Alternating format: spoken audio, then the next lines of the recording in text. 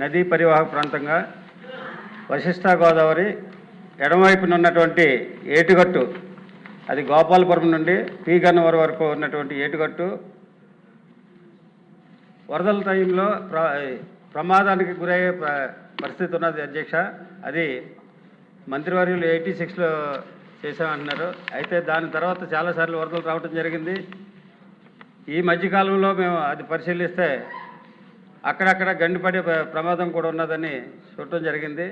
దయచేసి ఆ ఏటుగట్టు మరమ్మతులు చేసి ఆ గట్టు మీద బీటీ రోడ్డు వేస్తే ఆ రైతులు, ఏటుగట్టు ప్రాంతంలో ఉన్నటువంటి రైతులు వారు పండించిన పంటని రవాణా చేసుకుంటానికి ఈజీగా ఉంటుందని మీ ద్వారా మంత్రివర్యులు కోరుతున్న అధ్యక్ష. దయచేసి ఆ గట్టుని మరమ్మతు మాత్రం చేయవలసినటువంటి పరిస్థితి ఉన్నది అధ్యక్ష. ధన్యవాదాలు అధ్యక్ష. ఏదైతే ఇప్పుడు గౌరవ సభ్యులు అడిగినట్లుగా ఈ యొక్క వశిష్ఠ లెఫ్ట్ ఫ్లడ్ బ్యాంక్ ఏదైతే ఉందో ఇది మన కాటన్ బ్యారేజీ దగ్గర నుంచి అంతర్వేది వరకు, అంటే దగ్గర దగ్గర 92 కిలోమీటర్లు ఈ వశిష్ఠ లెఫ్ట్ ఫ్లడ్ బ్యాంక్ ఉన్నటువంటి పరిస్థితి అధ్యక్ష.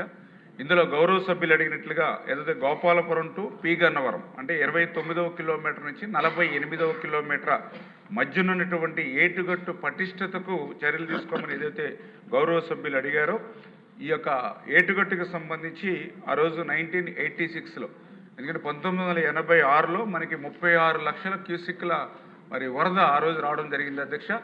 ఇది లాస్ట్ 100 ఇయర్స్, అంటే గోదావరి లాస్ట్ 100 ఇయర్స్ కానివ్వండి, లేదా 1852లో కాటన్ బ్యారేజీ నిర్మాణం చేసినప్పుడు, ఆనకట్ట నిర్మాణం చేసినప్పటి నుంచి కూడా క్యాలిక్యులేట్ చేసిన ఇది హైయెస్ట్ అధ్యక్ష. అంటే ఇప్పటి వరకు గోదావరి చరిత్రలో 1986లో ఈ యొక్క 36 లక్షల క్యూసిక్లు అనేది హైయెస్ట్. ఆ 36 లక్షల హైయెస్ట్ని క్యాలిక్యులేట్ చేసి గోదావరి ఏటుగట్టుని పటిష్టపరచడం జరిగింది. అందులో భాగంగానే గౌరవ సభ్యులు అడిగినటువంటి గోపాలపురం టు పి గన్నవరం అనేది ఆ రోజు 2010 సంవత్సరంలోనే ఈ వరదగట్ట ఎత్తును పెంచడం జరిగింది అధ్యక్ష. వెడల్పు కూడా చేయడం జరిగింది. ఏదైతే ఇప్పుడు గౌరవ సభ్యులు దానికి అదనంగా, అంటే ఏటుగట్టుగా అయితే మొన్న కూడా 2022లో మనకు 23 లక్షల క్యూసెక్లు వచ్చింది. అప్పుడు కూడా 5-6 ఫీటు ఆ ఏరియాలో ఇంకా గ్యాప్ కూడా ఉంది అనేటువంటి పరిస్థితి కూడా ఇరిగేషన్ అధికారులు చెప్పడం జరిగింది అధ్యక్ష. అయితే గౌరవ సభ్యులు అడిగినట్లుగా దాని మీద ఇంకా గ్రావెల్ కానీ, బీటీ కానీ, ఇతరత్ర రవాణా మార్గానికి సంబంధించి ఏటుగట్టు మీద ఏదైతే సౌకర్యాలు ఏర్పాటు చేయమని చెప్పడం జరిగిందో తప్పనిసరిగా వాటిని పరిశీలించి ఇరిగేషన్ అధికారుల దృష్టికి తీసుకెళ్లి దానికి సంబంధించిన ఎస్టిమేషన్స్ ప్రిపేర్ చేసి ఆర్థిక శాఖ అనుమతులు తీసుకుని ముందుకెళ్తామని చెప్పి మీ ద్వారా తెలియజేస్తున్నాను అధ్యక్ష. ఓకే, నెక్స్ట్ క్వశ్చన్ అండి 1224 హోమ్ మినిస్టర్ గారు. Home minister. అధ్యక్ష, మొదటి ప్రశ్నకు సమాధానం అవునండి, సైబర్ నేరాల రిపోర్టింగ్ ధోరణి పెరుగుతున్నది. రెండవ ప్రశ్నకు సమాధానం, సైబర్ నేరాలు అరికట్టడానికి ప్రభుత్వం సైబర్ నేరాలు అరికట్టడంలో మౌలిక సదుపాయాలు బలోపేతం చేయటం, ప్రతి జిల్లాలో సైబర్ క్రైమ్ పోలీస్ స్టేషన్ ఏర్పాటుతో పాటు సైబర్ నేరాల నివారణ, దర్యాప్తు, ప్రాసిక్యూషన్ మరియు అంతర్గత ఏజెన్సీ సమన్వయాన్ని నిర్వహించడానికి ప్రత్యేక రాష్ట్ర స్థాయి సైబర్ వర్టికల్ వింగ్ను ప్రతిపాదించడమైంది అధ్యక్ష. అదేవిధంగా పౌరులకు ఆర్థికపరమైన మోసపూరిత నిర్వహణ, సైబర్ నేర బాధితులు 24/7 అందుబాటులో ఉన్న 1930 హెల్ప్ లైన్ మరియు నేషనల్ సైబర్ క్రైమ్ రిపోర్టింగ్ పోర్టల్ను ఉపయోగించి తమ ఫిర్యాదులు నమోదు చేసుకోవచ్చు.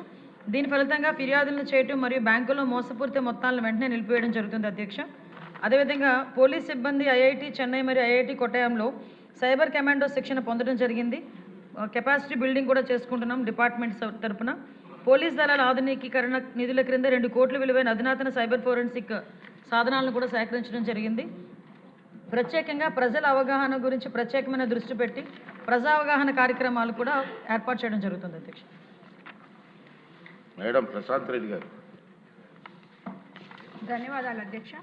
అధ్యక్ష, ఈరోజు సైబర్ క్రైమ్ అనేది ఒక వ్యక్తి సమస్య కాదు అధ్యక్ష, సమాజ భద్రతకు అతిపెద్ద సవాల్ అయింది అధ్యక్ష.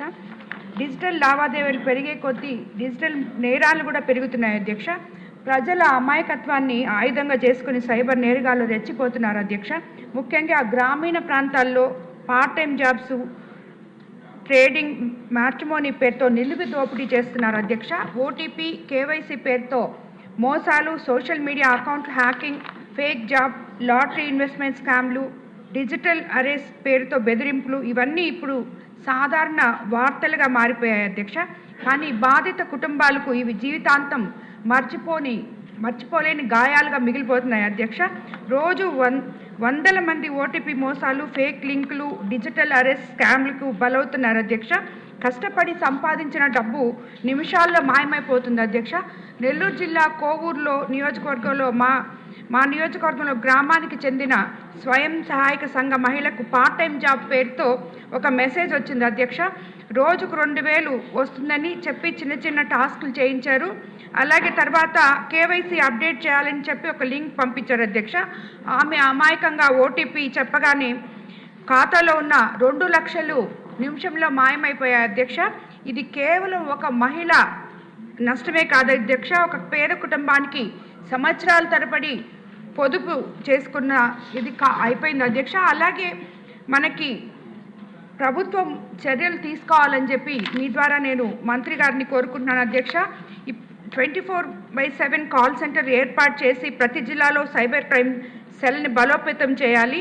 ఫిర్యాదు చేసిన వెంటనే ఫాస్ట్ ట్రాక్ యాక్షన్ సిస్టమ్ ఉండాలి అధ్యక్ష. అలాగే బ్యాంకులు, టెలికాం కంపెనీలతో స్ట్రాంగ్ కోఆర్డినేషన్ ఉండాలి అధ్యక్ష. సైబర్ నేరాలపై శిక్షలు కఠినంగా అమలు చేయాలి అధ్యక్ష. ప్రజలకు విస్తృత అవగాహన కార్యక్రమాలు కల్పించాలి అధ్యక్ష. ప్రతి ఇంట్లో స్మార్ట్ ఫోన్లు వినియోగిస్తున్న నేపథ్యంలో సైబర్ నేరాలపై పాఠశాలలు, కళాశాలల్లో స్థాయి నుంచే విద్యార్థులకి అవగాహన కల్పిస్తే విద్యార్థుల ద్వారా తల్లిదండ్రులు దాన్ని ఉపయోగించుకునే ఇది ఉంది అధ్యక్ష. ఈరోజు ఈ శాసనసభ వేదిక ద్వారా రాష్ట్ర ప్రజలందరికీ ఒక ముఖ్యమైన విజ్ఞప్తి చేయాలనుకున్నాను అధ్యక్ష. సైబర్ క్రైమ్ ఎప్పుడు నగరాలకే పరిమితం కాదు, గ్రామాలకి పట్టణాలకు ఉన్న తేడా లేకుండా ప్రతి కుటుంబాన్ని ప్రభావితం చేస్తున్న ఈ నిమిషంలో ప్రతి ఒక్కరు కూడా నేరం జరగగానే వెంటనే వాళ్ళకి పోలీస్కి కంప్లైంట్ చేయాలని, అలాగే ప్రతి దగ్గర కూడా ఈ అవగాహన సదస్సులు ప్రజల లోపలికి తీసుకెళ్లాలని మీ ద్వారా మంత్రి గారిని కోరుకుంటున్నాను అధ్యక్ష. ధన్యవాదాలు అధ్యక్ష. మినిస్టర్ గారు, ఇష్యూ చాలా సీరియస్ ఇష్యూ అమ్మా. చాలామంది మోసపోతున్నారు. దీన్ని ఎలా కంట్రోల్ చేయాలో ఏంటని మీ అఫీషియల్స్తో కూర్చొని మాట్లాడి మీరు అరికట్టకపోతే చాలామంది లాస్ అవుతున్నారు. అధ్యక్ష, తమరు కరెక్ట్గా చెప్పారు అధ్యక్ష. ఎందుకంటే ఉగ్రవాదులు కానీ తీవ్రవాదులు కానీ కంటికి కనిపిస్తారు, కానీ సైబర్ నేరగాలు కంటికి కనిపించిన శత్రువుల ఈరోజు చాప కింద నీరులాగా మ్యాక్సిమం అంతా పాకే పరిస్థితి కూడా వచ్చింది అధ్యక్ష.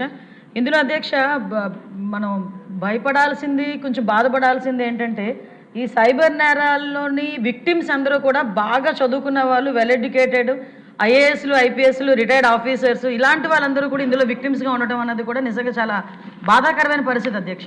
ఎందుకంటే సైబర్ నేరాలకు మేము లిస్టు చూసుకొని ఒకసారి క్రానలాజికల్గా అంతా మేము చెక్ చేసుకుంటే అందులో మోస్ట్ ఆఫ్ బాగా వెల్ ఎడ్యుకేటెడ్ ఇందులో ఉంటున్నారు.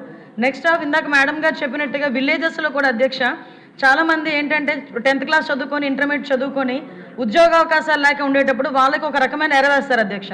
మీకు 10th క్లాస్కే పలానా విదేశాల్లో ఉద్యోగాలు ఇస్తామని, ఇలాంటి ఉద్యోగాలు ఇస్తామని చెప్పి కొంతమంది మయన్మార్, థాయిలాండ్ అలాంటి చోట్లకి తీసుకెళ్తున్నామని తీసుకెళ్ళి ఈ థాయిలాండ్కి మయన్మార్కి మధ్యలో ఒక కేకే పార్క్ అని చెప్పేసి ఎస్టాబ్లిష్ అయింది అధ్యక్ష.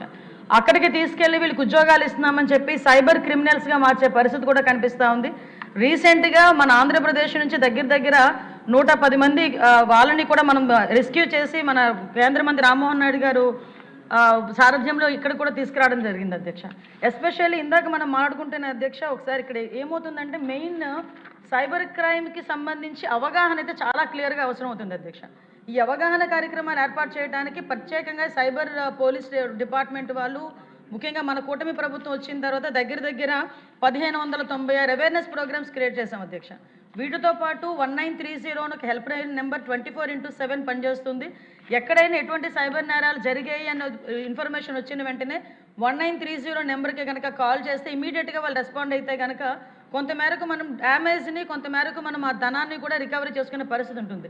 కాకపోతే వీళ్ళు ఒక భయం క్రియేట్ అవుతుంది అధ్యక్ష. డిజిటల్ అరెస్ట్లు అని చెప్పి ఒక పక్క ఓటీపీలని, కేవైసీలని, జాబ్ ఇప్పిస్తామని, ఇంకా రకరకాల ఆఖరికి మహిళల్ని కూడా ఎరవేసి ఈ సైబర్ క్రైమ్స్లో కూడా ఇన్వాల్వ్ చేసే పరిస్థితులు కూడా కనిపిస్తున్నాయి అధ్యక్ష.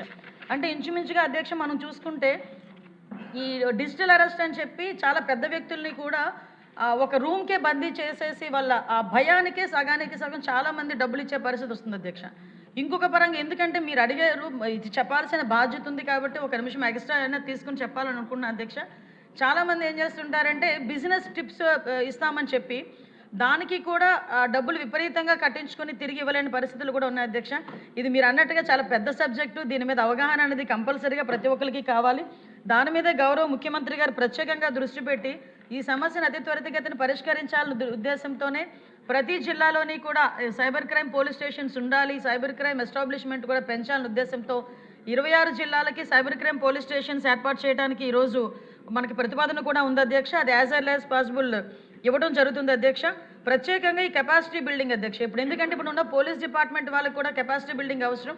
ఇప్పుడు ఏదైతే కానిస్టేబుల్ ట్రైనింగ్ పొజిషన్లో అవనాయండి, పోలీస్ ట్రైనింగ్స్లో అవనాయండి, కంపల్సరీగా 1 మంత్ కోర్సు ఈ కెపాసిటీ బిల్డింగ్ మీద పెట్టి సైబర్ నేరాలను ఎలా అరికట్టడానికి ఒక అవగాహన కార్యక్రమాలు కూడా ఏర్పాటు చేస్తున్నాం. ఎస్పెషల్లీ భయం వల్ల, గ్రీడీ వల్ల, ఈ లోన్ యాప్స్ వల్ల మ్యాక్సిమం కొన్ని పారామీటర్స్ ఉన్నాయి అధ్యక్ష. వాటిల్లోనే ఎక్కువగా ఈ సైబర్ క్రైమ్ అనేది ఎక్కువగా జరుగుతుంది. కంపల్సరీగా ఈ ఎన్డీఏ ప్రభుత్వం మనకి కంపల్సరీగా ఈ సైబర్ నేరాలు అరికట్టడంలో ఒక పక్కా ప్రణాళికతో ముందుకెళ్తున్నాం అధ్యక్ష. ఇప్పటికి మనం 2025లో అక్టోబర్ నెలని సైబర్ క్రైమ్ అవగాహన మంత్ కింద కూడా మనం ఏర్పాటు చేసి ప్రత్యేకంగా 1 మంత్ కూడా కార్యక్రమాలు ఏర్పాటు చేసుకున్నాం అధ్యక్ష. ఇవే కాకుండా అధ్యక్ష ప్రత్యేకంగా ఈ సైబర్ నేరాలని అదేవిధంగా సోషల్ మీడియాని కొంతమేరకు మనం రిస్ట్రిక్ట్ చేయడానికి ఈ మధ్యన ఒక జీవోఎం కూడా ఏర్పాటు చేసుకోవడం జరిగింది. మన నారా లోకేష్ గారు, మన మంత్రివారి నారా లోకేష్ గారి ఆధ్వర్యంలో మన పార్థసారథి గారు, సత్యకుమార్ యాదవ్ గారు, అదేవిధంగా మనోహర్ గారు, నేను కలిపి మన మీటింగ్ కూడా ఏర్పాటు చేసుకోవడం జరిగింది అధ్యక్ష. ఆల్రెడీ 2 మీటింగ్లు అయినాయి. ఆ 2 మీటింగ్స్ అయిన తర్వాత కంక్లూషన్కి వచ్చి as early as possible cyber crime నేరాల మీద అరికట్టడంలో గవర్నమెంట్ ఇప్పుడు చిత్తశుద్ధితో ఉంది. ప్రజలందరూ కూడా అవగాహన కల్పించుకోవాలి. ముఖ్యంగా ప్రజాప్రతినిధులు కూడా ప్రజలకు అవగాహన కల్పించడంలో సహాయ సహకారాలు అందించాలని మనస్ఫూర్తిగా కోరుకుంటున్నాను అధ్యక్ష. Thank you. నెక్స్ట్ క్వశ్చన్ 1254 ఇంధన శాఖ మంత్రి గారు. సార్ స్పీకర్ సార్, మొదటి ప్రశ్న సమాధానం. మన రాష్ట్రంలో 22,30,703 వ్యవసాయ విద్యుత్ సేవా కనెక్షన్లు ఉన్నాయి సార్. జిల్లాల వారీగా పెండింగ్లు ఉన్న వ్యవసాయ దరఖాస్తుల సంఖ్య అనుబంధం 1లో జత చేయడం జరిగింది. 2025-26 ఆర్థిక సంవత్సరానికి ఏపీ డిస్కమ్స్